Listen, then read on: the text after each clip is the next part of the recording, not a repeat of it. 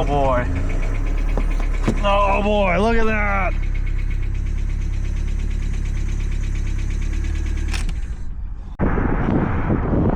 So I've got the fuel pump out here, and just a couple things here. The rubber isolator wasn't even installed properly. They couldn't because the tang was off and they're missing the retainer for it. And the fuel pump was kind of just sitting at an angle, and so the pump itself is probably good, but because it's not fully seated in here, it's probably leaking like a sieve.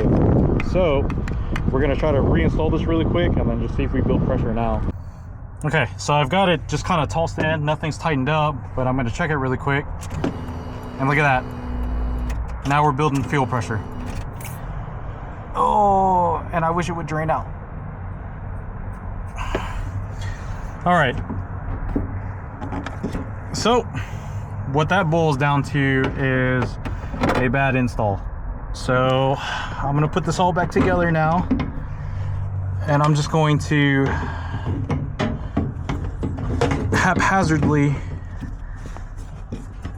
put a couple screws in it to see if we can get this thing to actually fire up. Now that we know that that was the issue there in terms of fuel pressure. So even if the pump was working, that doesn't change the fact that the injectors weren't clicking at all.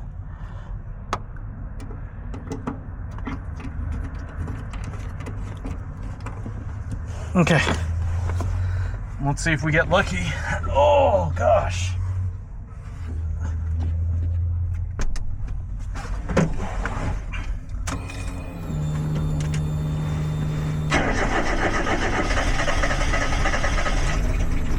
Oh boy.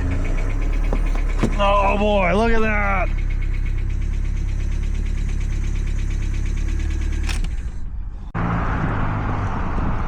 So basically what it was this plastic retainer. This retainer is supposed to be factory, but what was happening was that when you put the pump in place, instead of being perfectly aligned, it was like kinked over.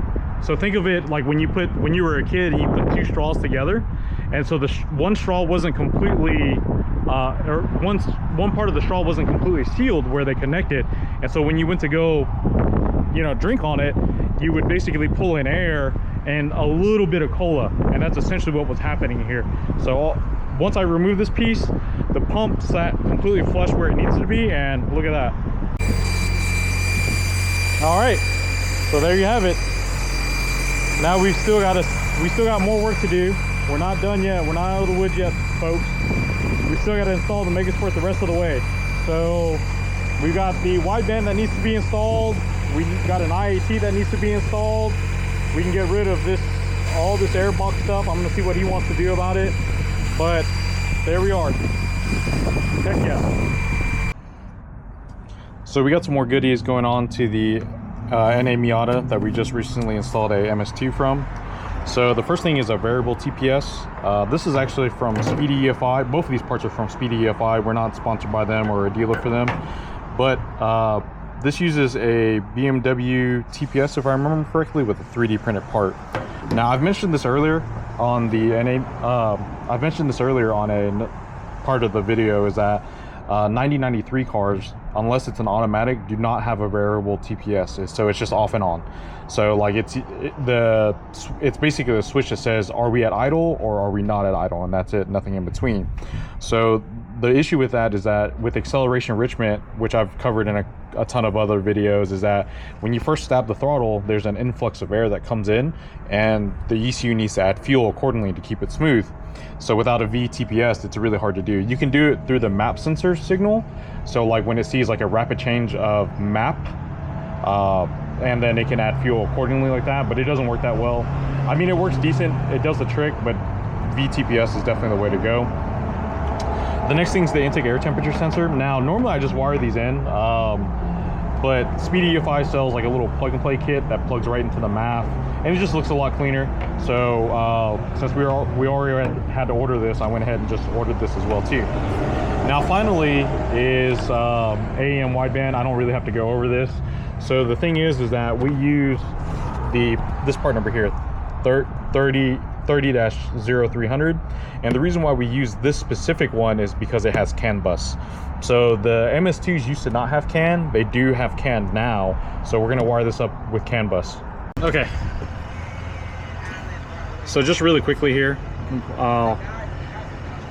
you have to remove the throttle body.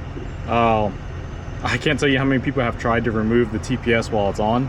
As you can see, I've already got it removed, but the reason is that the shaft is extremely long here.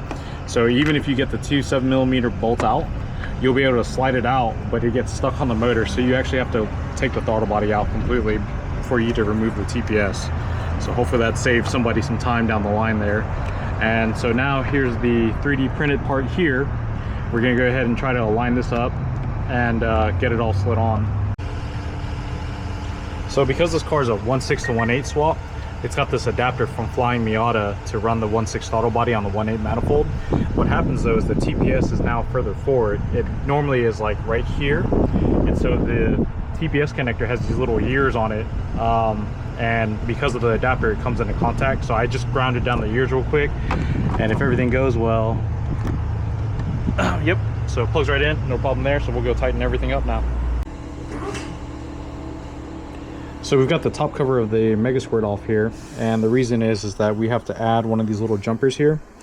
And I don't know if I'm going to try to zoom in to see if you guys can see this or not, but on that leg right there it actually says variable TPS. So unfortunately I can't get it to zoom in, so you just have to take my word for it, or to focus rather. So we're just going to slide this little jumper on that's included, and then that should activate the variable TPS that we just installed. Okay, so the jumper is on there.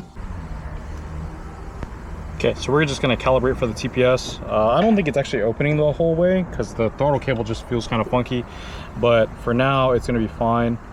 As you can see, so this is calibrating for nothing pressed on the throttle, and then this is just wide open throttle, or as wide as it'll get.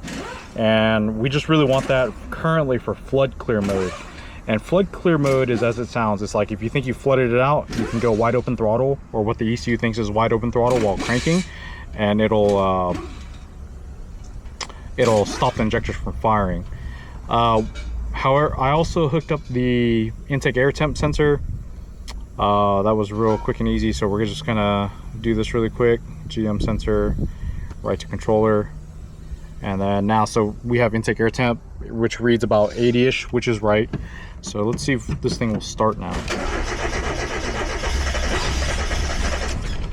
Okay, close enough.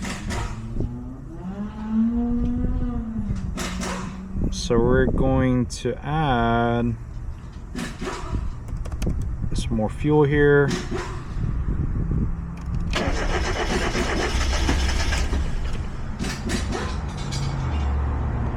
And keep in mind, guys, that the wideband is not hooked up at all.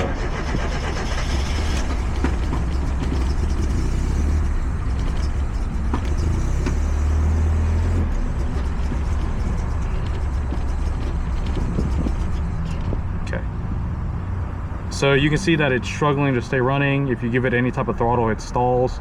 That obviously tells me that it is too lean, which makes me question if this injector, or the injector settings, are correct, because 60 seems pretty high.